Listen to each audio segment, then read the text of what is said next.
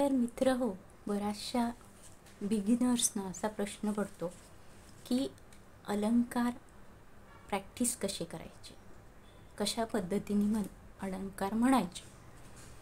तर अलंकार म्हणजे काय ते आपल्याला माहीतच आहे. अलंकार हा शास्त्रीय संगीतातील एक भाग आहे जो विशिष्ट प्रकारे शास्त्रीय संगीतातील स्वरांचा एक ग्रुप बनवलेला असतो. 2 स्वर, 3 स्वर, 4 स्वर असं ज्येष्ठ गाणारे जे होते ज्येष्ठ लोक त्यांनी हा बनवलेला आहे. अलंकारचा दुसरा अर्थ म्हणजे आभूषण, दागिने ज्याला आपण म्हणतो त्याला सुद्धा अलंकार म्हणतात. तर हे जे अलंकार आहेत जे आपण गातो ते शास्त्रीय संगीतातली आभूषणच आहेत. Alankars are basic things in Indian classical music. तर विशिष्ट प्रकारे स्वरांचा समूह ज्याला आपण म्हणू शकतो अलंकार. तर अलंकार हे प्रॅक्टिस कसे करायचे, तर पहिल्यांदा आपल्याला बेसिक्स जे मूलभूत सा रे ग म प ध नि सा हे जे 7 स्वर आहेत ते आधी आपल्याला प्रॅक्टिस करायला पाहिजेत. त्याच्यानंतर त्याचा एक एक क्रम घेऊन 2 स्वर, 3 स्वर, 4 स्वर, 5 स्वर अशा प्रकारे त्याचा एक एक क्रम बनवून ज्याला म्हणतात त्याला अलंकार म्हणतात. म्हणजे सा रे ग म प ध नि सा, सा नि ध प म ग रे सा. मग सा सा रे रे ग ग म म प प ध ध नि नि सा सा, सा सा नि नि ध ध प प म म क क रे रे सा सा. त्याच्यानंतर सा रे ग म अनुक्रमे सा रे ग म रे ग म प ग म प ध. अशा प्रकारे जे विशिष्ट प्रकारे स्वर एका क्रमामध्ये गायले जातात त्यांना अलंकार असं म्हणतात. तर अलंकार आपल्याला पहिल्यांदा म्हणायचे जेव्हा प्रॅक्टिस करायचे आहे ते तुम्ही तानपुऱ्यावरती करण्याच्या अगोदर हार्मोनियमवरती स्वर पक्के होईपर्यंत प्रॅक्टिस करा.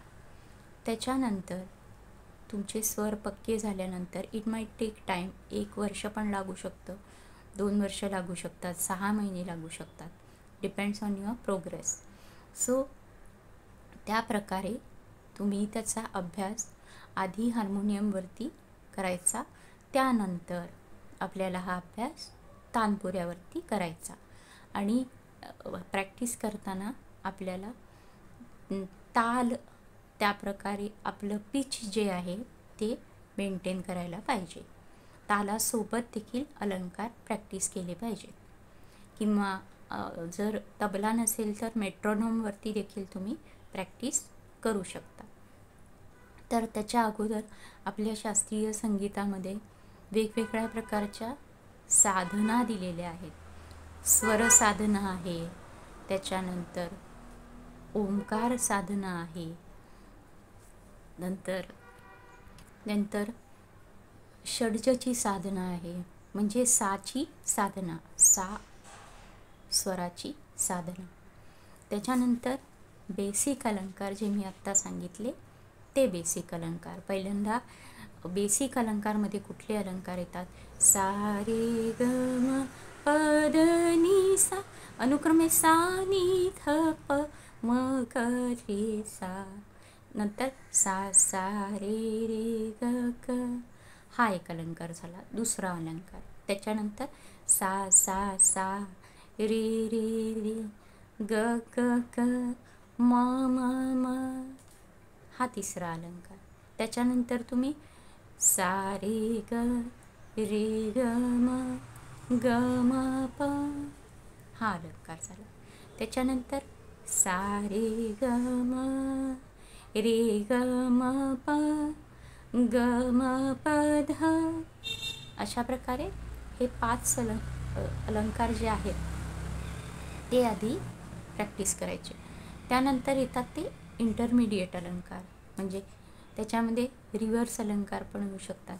रे सा ग रे म ग प म ध प नि ध सा नि रे सा नि सा ध नि प ध म प ग म रे ग सा रे नि सा.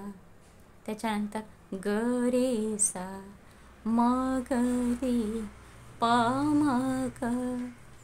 अशा प्रकारे रिव्हर्स अलंकार आहेत. त्याच्यानंतर सा रे म रे ग प ग म ध म प नि प ध सा.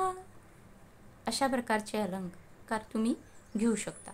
इंटरमिडिएट अलंकार ज्याला आपण म्हणतो ते अलंकार.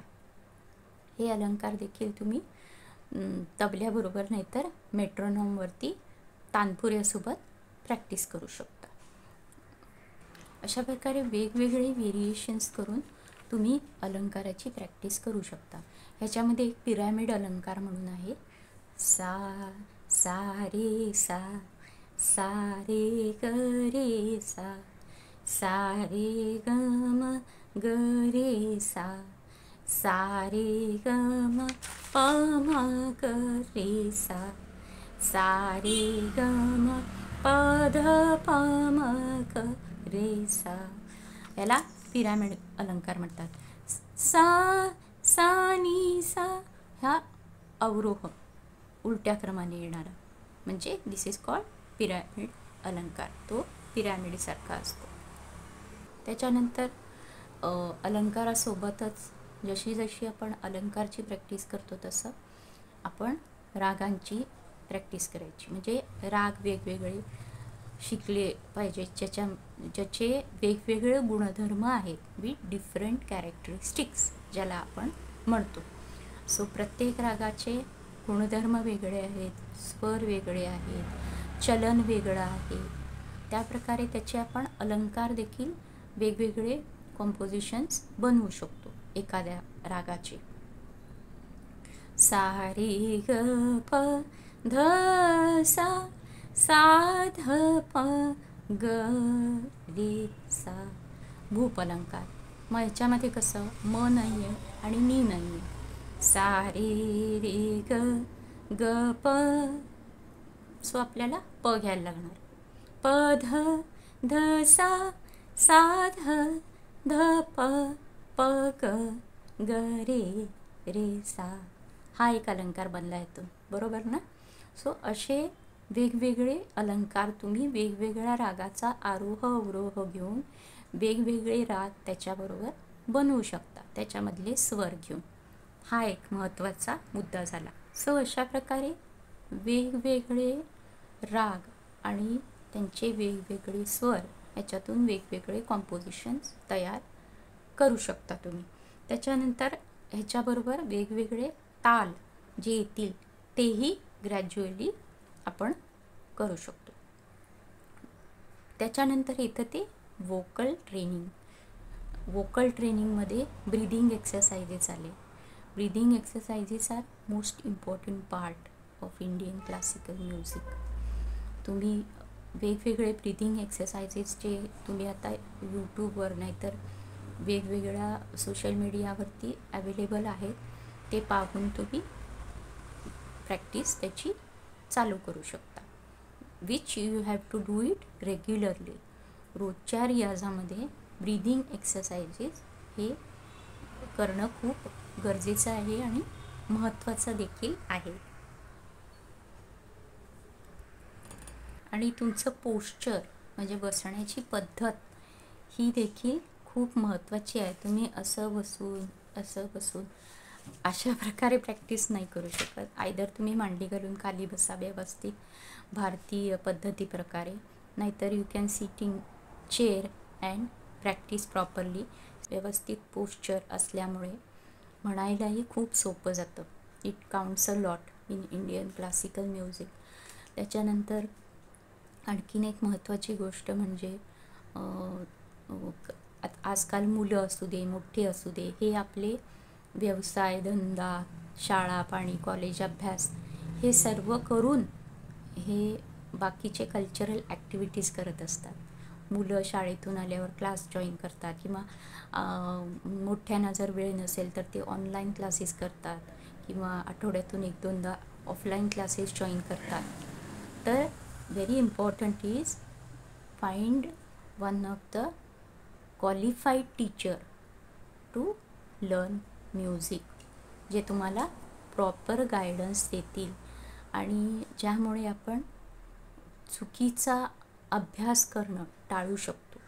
नाहीतर कसेही स्वर लावले, कुठल्याही प्रकारे अलंकार म्हटले, काहीही राग गायले, ज्याच्यामध्ये आपल्याला एक्झॅक्ट स्वर किंवा ताल त्या रागाचा माहीत नसतो, अशा प्रकारे चुकीचा अभ्यास केला जाऊ नये. म्हणून व्यवस्थित एक teacher, proper teacher you have to find out and start studying. दुसरं काय, आपण जेव्हा गाण्याचा अभ्यास करतो तेव्हा हळूहळू आपण कसं म्हणतो तसं हळूवारपणे side by side record yourself whatever you are singing. Record केलेलं नंतर तुम्ही ऐका, म्हणजे तुम्हाला कळेल की आपले स्वर बरोबर लागत आहेत की नाही लागत आहेत, की चुकीचे लागत आहेत. आपण कुठल्या बाबतीत सुधारलं पाहिजे, आपलं पिच असू दे, नाहीतर स्वर असू दे, जे आपण म्हणतो ते बरोबर आहे की नाही, हे जर तुम्ही रेकॉर्ड ऐकून ठरवू शकता की आपलं प्रोग्रेस कितपत आहे. Second thing is what, online courses जे आहेत ते तुम्ही जॉईन करू शकता, which are properly based. Again proper गुरूकडून किंवा एखाद्या चांगल्या संस्थेमध्ये आपण ॲडमिशन घेऊन हे कंटिन्यू करू शकतो. नंतर लाईव्ह परफॉर्मन्सेस होईल तेवढे अटेंड करत जा, म्हणजे वेगवेगळ्या गायकांचे लाईव्ह परफॉर्मन्सेस, लाईट म्युझिक असू दे, क्लासिकल म्युझिक असू दे, सो दॅट आपल्याला वेगवेगळी व्हरायटी किंवा वेगवेगळी पद्धत, कशाप्रकारे गायलं जातं, कशाप्रकारे म्हटलं जातं हे देखील आपल्याला कळतं. त्याच्यानंतर काय आहे, लिसन प्रॉपर आर्टिस्ट. आपण जितकं म्हणून ऐकू वेगवेगळ्या गायकांची गाणी, क्लासिकल असू दे, नाहीतर लाईट म्युझिक असू दे, पॉप असू दे, कुठलंही असू दे, फिल्म सॉंग्स असू दे, आपण जितकं म्हणून ऐकू तितकं जास्त आपली डेव्हलपमेंट होते. So listening to an artist also is an important part of Indian classical music. त्याच्यानंतर फोकस ऑन युअर स्केल. तुम्ही कुठलंही गाणं म्हणत असाल, क्लासिकल नाहीतर कुठलंही नाट्यगीत असेल, भावगीत असेल, भक्तिगीत असेल, तर तुमचं जे पिच आहे, स्केल आहे, it has to be fixed scale. आता एका पट्टीत म्हटलं किंवा दुसऱ्या गाण्याच्या पट्टीप्रकारे तुम्ही म्हणण्याचा प्रयत्न करू नका. तुमची जी ओरिजिनल स्केल आहे, you maintain that on scale. It counts a lot. And also वेगवेगळी पुस्तकं ॲज अवेलेबल आहेत. भारतीय शास्त्रीय संगीतावरती आधारित जी पुस्तकं आहेत तीसुद्धा तुम्ही वाचली तर त्याचा आपल्याला भरपूर फायदा होतो. सो हिंदुस्थानी शास्त्रीय संगीतामध्ये अलंकाराला भरपूर महत्त्व आहे. It is one of the basics of Indian classical musics. ते म्हणत राहा, प्रॅक्टिस करत राहा, अभ्यास करत राहा, खूप गात राहा आणि ऐकत राहा. Happy singing to you all and I hope you are liked my video. If you are new to my channel, please subscribe my channel and like and share my videos. So भेटूया पुढच्या व्हिडिओमध्ये नवीन काहीतरी घेऊन. And thanks for watching.